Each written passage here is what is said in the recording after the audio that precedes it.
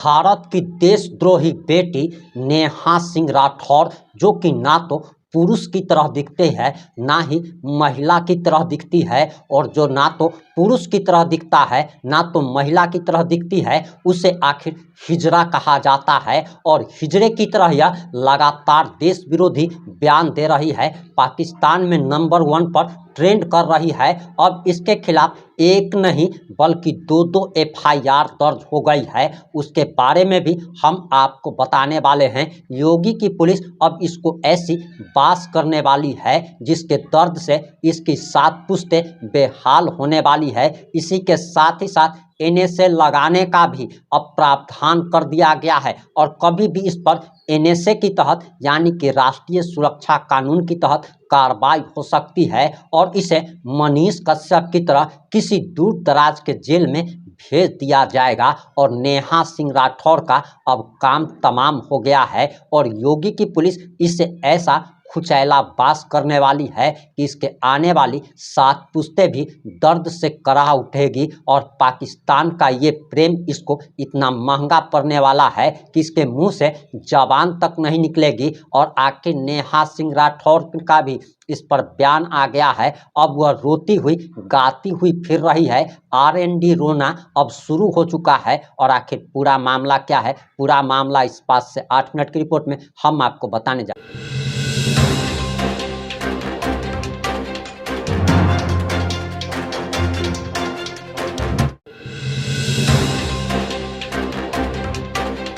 नमस्कार, मैं प्रिंस कुमार सिंह और आप देख रहे हैं पॉजिटिव इंडिया। अगर अभी तक आपने चैनल को सब्सक्राइब नहीं किया है तो खबरों से अपडेट रहने के लिए कृपया चैनल को सब्सक्राइब कर लीजिए, और जो लोग भी ऑलरेडी कर चुके हैं उन तमाम लोग को सही धन्यवाद। अब वापस आते हैं अपनी खबर पर, और आपको बताते चले कि नेहा सिंह राठौर पर बीएनएस की कई गंभीर और खतरनाक धाराओं के तहत उस पर केस दर्ज कर लिया गया है, और योगी की पुलिस अब उसे उठाने वाली है। उस पर 3rd डिग्री का इस्तेमाल किया जाएगा, उसका पाकिस्तानी कनेक्शन की जांच की जाएगी। आखिर पाकिस्तान से उसे कितना फंडिंग हुआ है इसके बारे में भी जांच की जाएगी। और आपको बताते चले कि लोनी से एक विधायक हैं, उन्होंने एफआईआर दर्ज कराई है, और उन्होंने एनएसए लगाने के लिए राज्य सरकार के पास प्रस्ताव भी भेज दिया है। और एक सत्ता पक्ष के विधायक का प्रस्ताव भेजना, आप कहीं ना कहीं समझ सकते हैं कि अब कार्रवाई होना तय हो गया है। वहीं एक दूसरी खबर आ रही है कि लखनऊ में भी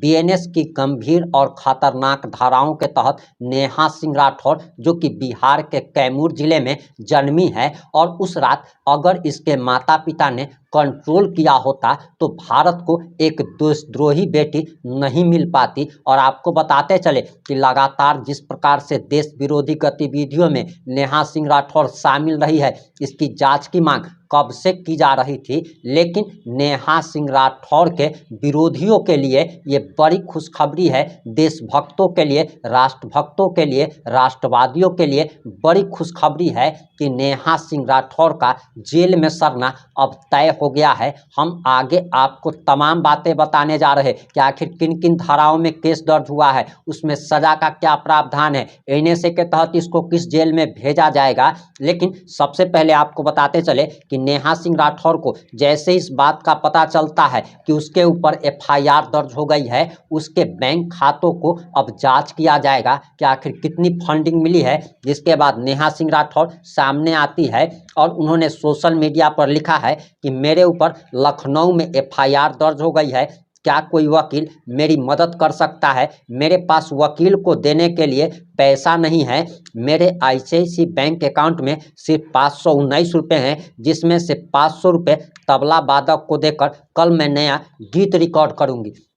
यानी कि आप ये समझिए कि ये कह रही है, ये एक तरीके से चुतिया बनाने का काम कर रही है। आपको बताते चले कि आईसीआईसीआई बैंक जो है उसमें पहले, आज से सालों पहले 10,000 रुपये से अकाउंट खुला करता था। यानी कि मिनिमम अकाउंट बैलेंस आपका 10,000 रुपया होना चाहिए, जो कि अब बढ़कर 1 लाख रुपया हो गया है। यानी कि गरीब व्यक्ति जो है उसमें तो अकाउंट भी नहीं खुलवा सकता, बैंक में भी नहीं घुस सकता। जरा सोचिए कि 10,000 रुपया पहले मैंडेटरी था, जो कि अब बढ़ करके 1 लाख रुपया हो गया है। और आईसीआईसीआई बैंक में उसी व्यक्ति का अकाउंट हो सकता है जो कि 1 लाख रुपया बैंक के अपने अकाउंट में रखकर भूल जाए कि उसके अकाउंट में पैसा भी है। और ये कैसे चुतिया बना रही है कि ये कह रही है कि इसके अकाउंट में सिर्फ 519 रुपये हैं, ऐसा कैसे हो सकता है। दूसरा चीज़ ये कह रही है कि मेरे पास वकील को देने के लिए फीस नहीं है। तो आपको बताते चले कि जब औकात ही नहीं थी, जब बूता ही नहीं था,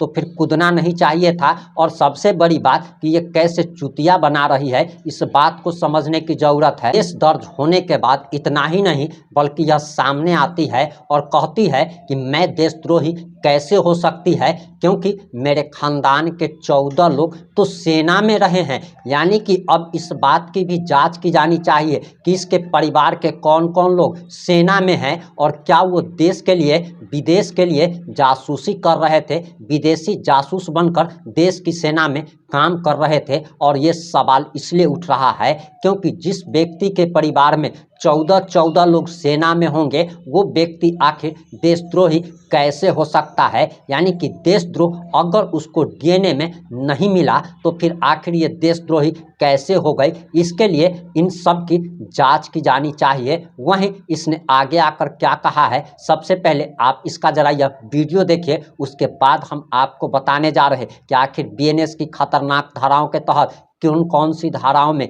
इस पर मामला दर्ज हुआ है और इसको क्या सजा हो सकती है। भाजपा का आईटी सेल मुझे देशद्रोही बताकर ट्विटर पर ट्रेंड चला रहा है, सिर्फ इसलिए कि मैं देश के प्रधानमंत्री से सवाल पूछती हूं।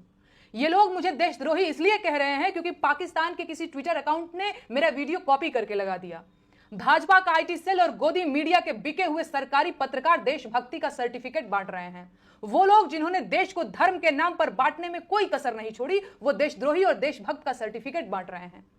मैंने आज तक कभी नहीं बताया, कहना जरूरी नहीं समझा, लेकिन आज जब बात मेरी देशभक्ति पर आ गई है तो जान लीजिए, मेरे परिवार और खानदान के कुल मिलाकर 14 लोग भारतीय सेना और अर्धसैनिक बलों में अपनी जान दांव पर लगा चुके हैं।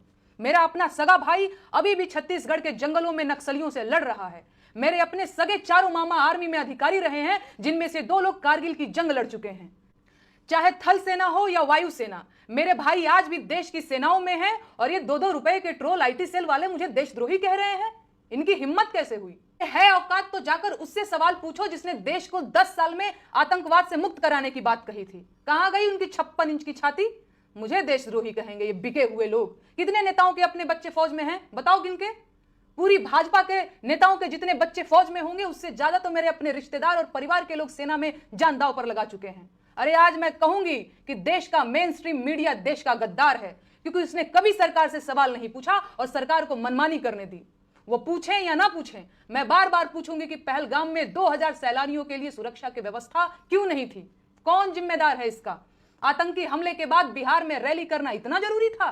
भाजपा का आईटी सेल देश का गद्दार है क्योंकि उसने देश को हिंदू मुसलमान में बांटने की कोशिश की।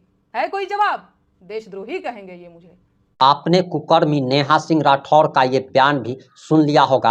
अब आपकी स्क्रीन पर एक स्क्रीनशॉट चल रही होगी जिसमें नंद किशोर गुर्जर, ये विधायक हैं लूनी विधानसभा के, इन्होंने ही सरकार के पास रासुका यानी कि एनएसए एक्ट राष्ट्रीय सुरक्षा कानून के तहत नेहा सिंह राठौर पर कार्रवाई की मांग की है। इन्होंने ही एफआईआर दर्ज कराई है। वहीं दूसरी एफआईआर जो दर्ज हुई है उसका भी अभी आप देख पा रहे होंगे कि एफआईआर दर्ज कराने के थाना प्रभारी के साथ एफआईआर दर्ज कराने वाले ने फोटो भी खिंचवाई है और फोटो भी आपके स्क्रीनशॉट पे चल रहा होगा।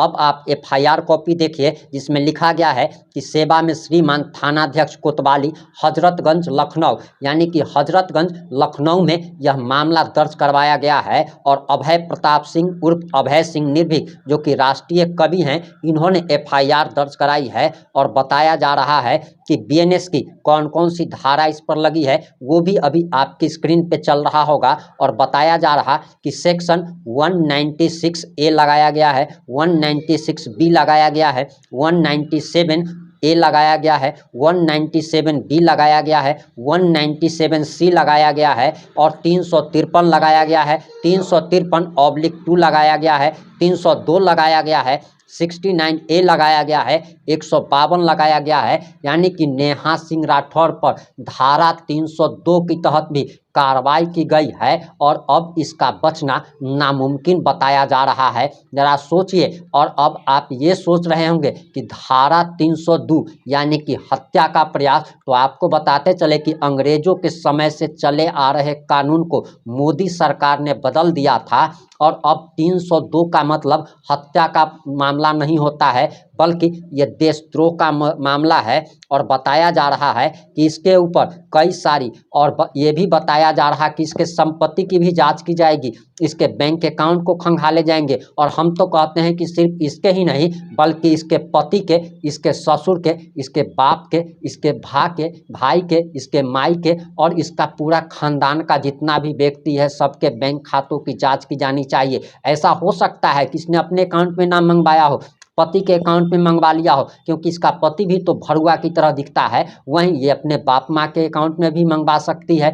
तो ऐसा पूरे के पूरे परिवार की जांच होनी चाहिए। और हमने कल ही आपको बताया था कि इस पर ना सिर्फ एफआईआर दर्ज होगी, बल्कि एनएसए एक्ट भी लगेगा। और हमने जो आपको पहले खबर दिखाई थी, कहीं ना कहीं वो एकदम प्रामाणिक हो चुकी है। इन सारी घटनाओं पर आपकी क्या प्रतिक्रिया है? अपनी प्रतिक्रिया जरूर दीजिएगा। जुड़े रहे हमारे साथ। जय हिंद, जय भारत।